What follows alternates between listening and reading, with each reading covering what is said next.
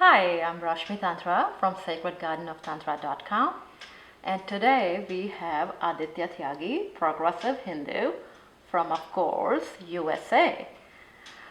Welcome, Aditya. Yeah, thank you. Thank you for having me. Oh, of course. I look forward to free flow thought and discussion here. Absolutely. So, I have a question about American Hindu who grew up in America. What do you think about Hindu value system, when we have these words thrown around here all the time in our everyday lives, like good Christian, good Muslim, good Jewish boy. What does that mean to you in terms of Hindu values? Thank you for that introduction and that question. I think that's a very relevant topic. Yeah, as you said, these terms, Christian values, Muslim values, and so forth, are thrown around quite a bit, but the discussion kind of stops there. Hindu values, okay, that's something kind of new. So what really is that, and what does that mean to me? The way I see it is, I think there are some overlapping values in all of these other traditions, respect for, treating each other with respect. But I think Hindu values have something more to offer that is often ignored or not talked about. And I think that's the concept of inclusivity, and meaning that there is no other. There's not an us versus them mentality. There's no concept of a infidel or a kafir, that sort of thing. Or heathen, savage. Like these we kinds get of constant this thing thrown around it as, we are pagans because we are not Christian or Muslim, and so we Yes. eminently don't have that kind of a value system. Right. But Hindu values, you're saying it's more about humanity and Yes. inclusiveness. Yes, inclusiveness. And world, Vasudhaiva Kutumbakam, which is world is a big family.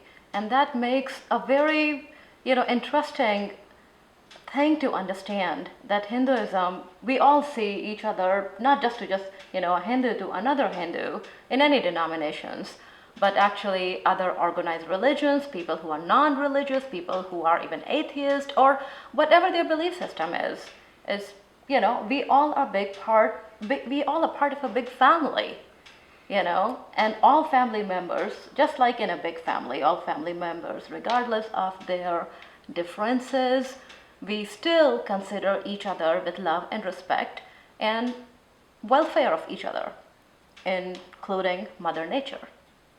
And I think those are some good salient points that you made. And I think that concept of not having the other, not having an us versus them mentality, this philosophy, it on a collective scale reduces the likelihood of conflict.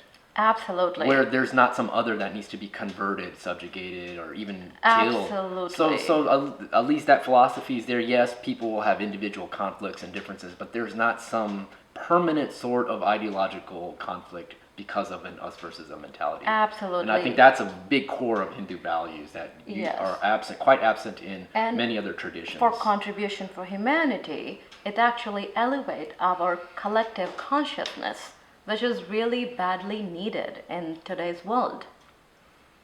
And what I would say, because there's not that us versus them mentality, so the focus is not on an external other. The focus is then by default in internal introspection.